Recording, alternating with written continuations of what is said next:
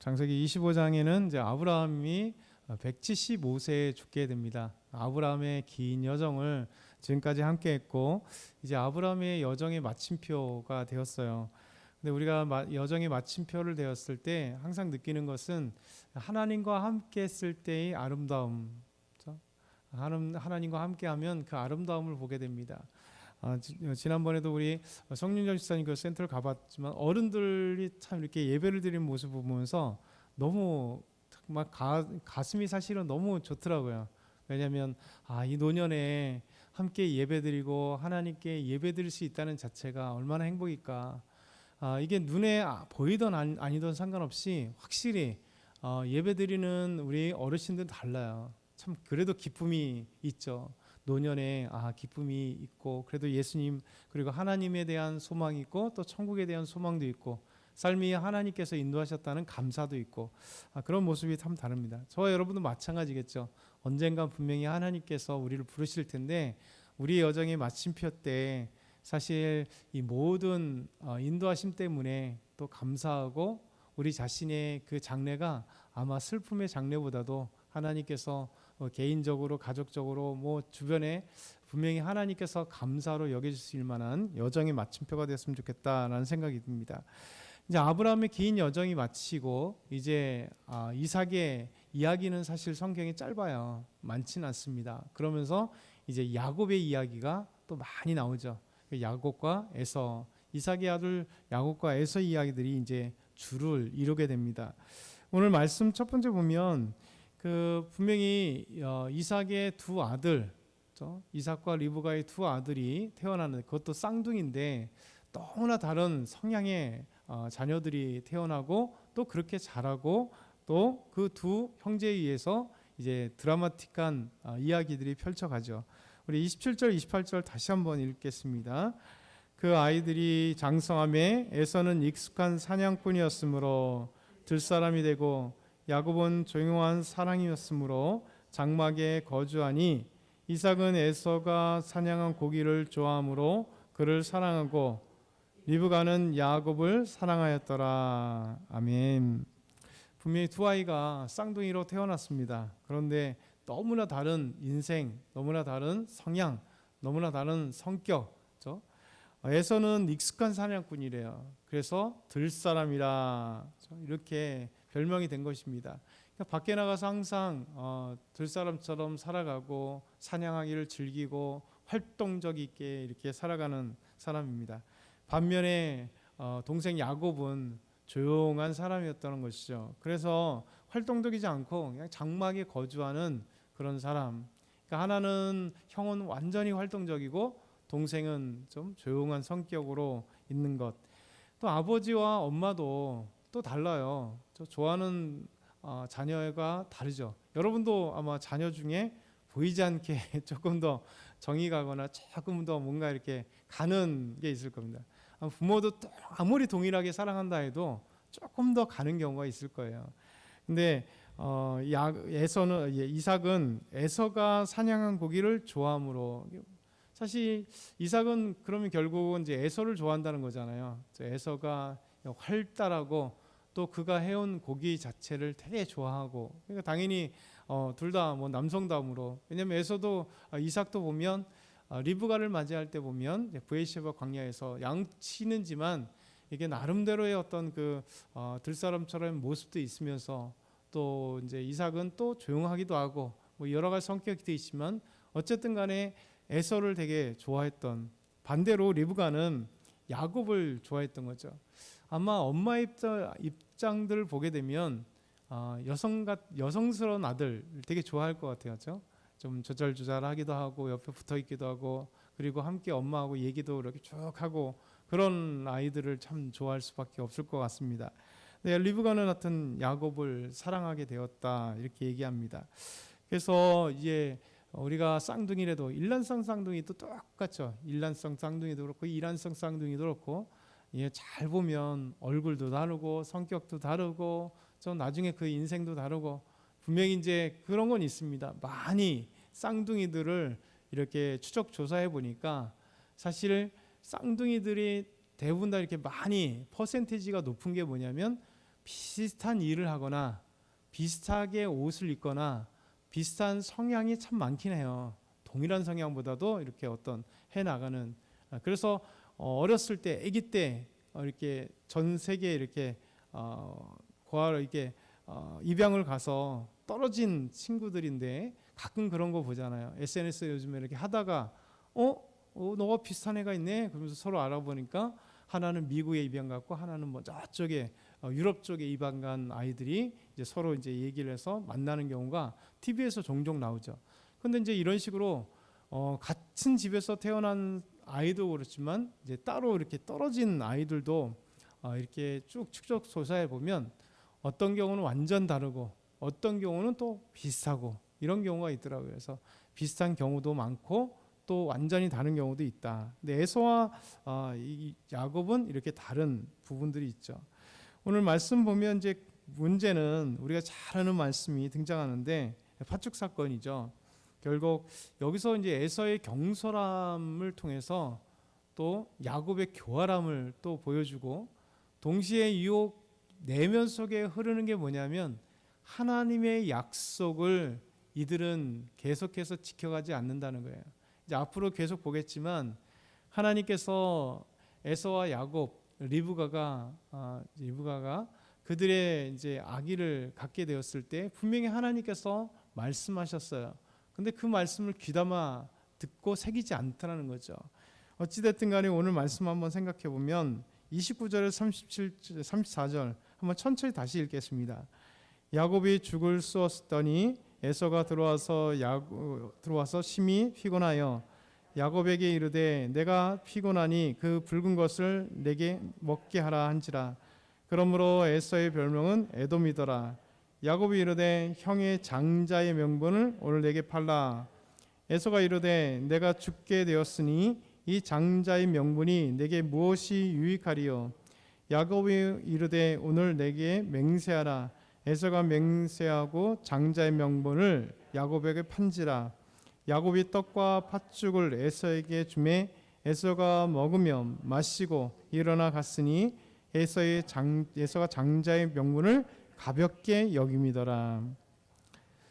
성경의 말씀은 중요한 말씀을 마지막에 해요. 에서가 장자의 명분을 가볍게 여김이었더라. 이게 얼마나 중요한지 하나님께서 이 사건에 있어서 가장 중요한 장자의 명분을 에서가 가볍게 여겼다. 이 사실이죠. 여러분 분명히 들에서 있다가 집에 들어오니 피곤하죠. 그러면서 허기가 졌을 때 먹을 것을 찾을 때 뭐 장막에 있기를 즐겨하는 야곱이 저 팥죽을 쓰고 있었고 그 팥죽을 내게 달라. 그러면서 이제 빅딜이 시작됩니다. 여기서 야곱은 이때다 빅 찬스가 생기면서 형에게 그냥 주지 않고 조건을 다는 거죠. 그러니까 야곱은 항상 그 인생이 너무 얍삽하고 교활한 인간이 바로 야곱이죠. 분명히 믿음의 사람이고 하나님이 택한 사람이고 하나님이 인도에 가시지만 그냥 줄 수 있잖아요. 형제인데 형이 피곤하니까 팥죽 하나 두고 또 뭐 떡 하나 주는 빵 하나 주는 게 얼마나 힘들겠어요. 근데 이 야곱은 조건을 다는 죠. 그리고 에서는 장자의 명분을 그냥 팔아버리는. 그래서 우선은 야곱은 너무 교활해요. 거기에다 장자의 명분이라고 하는 어마어마한 것을 달라고 내게 팔라고 얘기를 하죠. 근데 에서는 그 장자의 명분을 너무 쉽게 생각하면서 그냥 쉽게 팔아버려요. 장자의 명분이 무엇이냐 하면 쉽게 하면 유산권입니다. 유산권. 그러니까 장자는 고대는 성경에 이제 보게 되면 야곱도 기도하잖아요. 이삭도 기도하고요. 그리고 더 나아가서 아브라함이 기도합니다.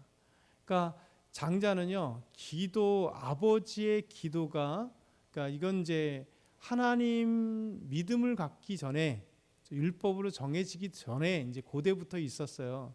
그러니까 축복권에 대해서 장자가 축복을 할 수 있습니다. 장자가. 그러니까 이 이민관의 축복권이라는 것이 장자의 명분 안에 담겨져 있어요. 그러니까 자녀들에게 축복할 수 있는 권리는 장자만이 가지고 있습니다. 두 번째는 금방 말씀드린 유산권. 그러니까 우리나라나 이 고대 이제 이 지방의 그 모든 문화적 배경도 마찬가지입니다. 모든 유업들은 장자가 거의 다 가져요. 차자는 작아요. 그러니까 우리나라 이게 전통적으로 유교적인 것에 마찬가지잖아요. 요즘에는 그래도 이렇게 다 골고루 형제자매들이 저 딸들도 출가 외인이라도 이제 다 일정 부분 다 같이 나누잖아요. 1대1 대1도. 예전에는 딸은 없었잖아요. 유산권이 출가 외인이라고 해서 그리고 그 남자 형제들도 형이 뭐 어떤 집안은 90% 다 갖고 뭐 어떤 집 50% 이상 갖고 뭐 이런 식으로 어떤 데는 완전히 다 갖고 자녀들은 없고 막 이런 식으로 가지고 있는 것처럼 이때도 마찬가지입니다. 장자가 대부분의 유산권을 상속받게 돼 있어요. 그래서 에서는 이 사실을 분명히 알고 있음에도 불구하고 아주 작은 상황인데 자기 배고픔에 이 장자의 명분을 왜 성경이 그 얘기를 했느냐. 에서는 이 장자의 명분을 가볍게 여긴 소홀히 여긴 이유가 있는 거죠. 이 사람은 그것을 신경 안 썼다는 거죠. 별로 중요하게 생각 안 한 거죠. 그런데 나중에 얼마나 이 장자의 명분이 중요한지 에서도 팔고 나서 나중에 땅을 치며 후회하게 되는 때가 되는 것이죠. 이 에서는 야곱은요 이걸 너무 잘한 거예요. 장자의 명분이 얼마나 중요한지. 그러니까 에서는 야곱은 아주 교활한 자였기 때문에 시참참 이것을 뺏어올 수만 있었다면 여러분 지금까지 자라면서 얼마나 그 마음속에 그 가슴을 치고 자기가 장자가 되지 않은 거에 대해서 통탄할 거예요. 왜냐하면 이 야곱은 태어날 때부터 에서보다 먼저 나오려고 얘들이 서로 싸우다가 뱃속에서 싸우다가 형이 어쨌든 에서가 먼저 나오니까 발 뒤꿈치를 잡고 나왔잖아요. 그래서 야곱이잖아요. 이게 야곱의 천성이 자체가 그렇습니다. 야곱 천성이 아주 교활하고 우두머리가 되고 싶어하고 앞에 나서고 싶어하고 이런 게 이제 야곱입니다. 근데 평생을 창생을 보게 되면 하나님의 이 교활한 야곱, 어떻게 하면 하는 이 야곱을 계속해서 하나님의 사람으로 만들어가는 내용이 참 성경에 기록됩니다. 근데 나중에 나이 들었을 때 그때 가서야 이제 겸손해지지 야곱은 그런 사람이 아니죠. 왜냐하면 야복강에서도 에서를 만나기 두려워해서 먼저 생각해 보세요. 이제 자기 자녀들이 있고 아내들이 있으면 누가 먼저 가야 됩니까? 자기가 먼저 가야죠. 자기가 잘못했는데 내 자녀들이 피해 보기 전에, 내 아내들이 피해 보기 전에, 가족들이 피해 보기 전에 먼저 가서 형님 제가 잘못했습니다. 그렇죠? 옛날에 제가 이런 얘기하면서 이렇게 먼저 풀어야 될 거잖아요. 두려워하잖아요. 혼자 남잖아요. 그것도 사랑하는 순서대로 그다음에 자기 라헬의 자녀들 맨 뒤에 포진시키고 먼저 보내고 그 더더군다나 종들에게 엄청난 돈을 먼저 싹 보내면서 뇌물을 먹이면서 형님 죄송합니다 이렇게 그 다음에 사람들을 보내는 얍삽한. 근데 야복강에서 결국 하나님이 그와 씨름하면서 결국 씨름하면서 그가 안 되니까 환도뼈를 빵 여기를 치니까 정강이 치니까 결국 그때 가서 승복하게 되는 이 야곱입니다. 그래서 야곱은 그 인생 자체가 참 변하지 않는 인생이다. 결국 나중에 거꾸러지고 겸손한 자가 되지만 그렇죠? 그러나 우리 하나님은 우리 삶을 변화시키고 인생을 변화시키고 성격을 바꾸시는데 참 인간은 참 바뀌지 않는데 하나님 인내하시며 바꾸신다. 이런 사실을 우리에게 보여주는 거죠. 그러면도 이 말씀에서 되게 중요하게 야곱을 하는 건 뭐냐면 장자의 명분, 이 장자권이 너무나 소중한 것을 야곱은 알면서 이 소중함을 계속해서 중요하게 생각했다는 거죠. 소홀하게 생각했던, 가볍게 생각했던 에서와 그리고 이 장자권의 소중함을 알고 있었던 이제 그것을 알고 있습니다. 근데 결국 여기에는 참 마지막으로 말씀드린 이 믿음이 없는 거예요. 믿음이. 왜 그랬을까요? 사실 하나님은 이미 이삭과 리브가에게 내 뱃속에 두 국민이 있다라고 말씀하셨어요. 근데 큰 자가 작은 자를 섬기리라고 말씀하셨습니다. 장자가 차자를 섬기리라고 말씀하셨어요. 그렇죠? 갈라디아서 말씀하는 것처럼 하나님은 야곱을 택하셨어요. 이 사실을 분명히 이삭과 리브가에게 말씀하셨음에도 불구하고 하나님이 택하신 자가 누구인지, 그리고 이 작은 자 야곱이 어떻게 하나님께서 크게 하실 것인지 이미 뱃속에서부터 말씀하셨는데 다 무시해버린 거죠. 이삭과 리브가 하나님의 말씀을 생각도 안 하고 무시해버린 거고요. 그리고 그 말씀에 의해서 자라고 있었던 에서와 야곱도 하나님의 말씀을 무시하는 거예요. 그러니 어떻게 됩니까? 인간적인 방법들로 끊임없이 나타나는 거예요. 그 이제 다음에 마찬가지잖아요. 그렇죠? 축복하는 것도 마찬가지잖아요. 누가 해야 돼요? 사실은 에서에게 축복을 해야 되는 겁니다. 에서가 아니 야곱에게 축복해야 됩니다.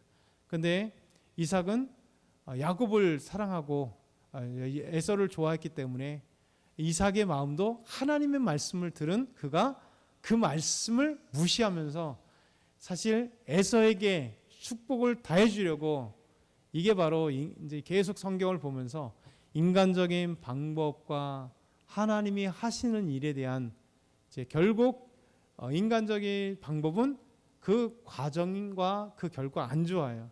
근데 하나님은 결코 그것에 놀아나지 않습니다. 이렇게 크로스가 되죠. 그래서 결국 하나님께서 하시는 일들을 이끌어 가시는 말씀. 이제 이후에는 이 중요한 관점을 통해서 우리가 생각해 봐야 돼요. 읽을 때 하나님이 택하시고 하나님이 계획하시고 하나님이 이끌어 가시는 하나님의 사람들을 어떻게 그 사람으로 만들어가나, 그리고 하나님의 계획은 결코 변하지 않고 결국 이루시는 모습을 어떻게 보나, 이것을 우리에게 보는 거죠. 그래서 오늘도 저와 여러분이 이 말씀을 기억했으면 좋겠습니다. 인간의 교활함, 그러나 하나님은 그 교활함에 놀아나지 않는다. 하나님은 반드시 하나님이 원하시고 기뻐하신 것을 이루어 가신다라는 생각을 가지시면 좋겠습니다. 기도드리겠습니다.